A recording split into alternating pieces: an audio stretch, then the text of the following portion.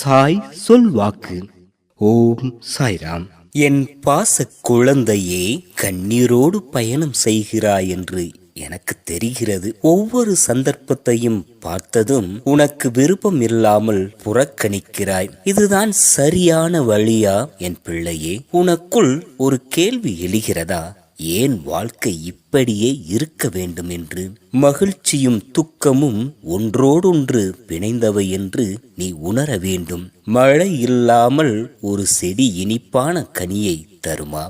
வெயிலும் குளிரும் மாறி மாறி வந்தால்தான் பூ பூத்து கனியாகும். அதுபோலவே நீ சந்திக்கும் துன்பங்கள் உனக்கு எதிர்கால மகிழ்ச்சிக்கு வித்திட்டு வைக்கும். ஒரு சிறிய துன்பம் வந்தது என்றால் எல்லாம் முடிந்துவிட்டது என்று நினைக்காதே. நம் வாழ்க்கையில் ஒவ்வொரு முயற்சிக்கும் ஒரு பயன் உள்ளது. உன்னிடம் நம்பிக்கை இருக்க வேண்டும். அதைவிட முக்கியமாக நீ என் மீது வைக்கிற நம்பிக்கையை மறக்காதே. என்றும் உன்னை கைவிட மாட்டேன். நீ என் குழந்தை என்பதை நான் மறக்க மாட்டேன். பொறுமையோடு நடந்தால் எல்லாம் நல்லபடியாக நடக்கும். கண்ணீரை துடைத்துக்கொள். முகத்தில் சிரிப்பு வரும் நாள் நிச்சயம் வரும். நான் உன்னுடன் இருக்கிறேன். நீ அஞ்ச வேண்டாம்.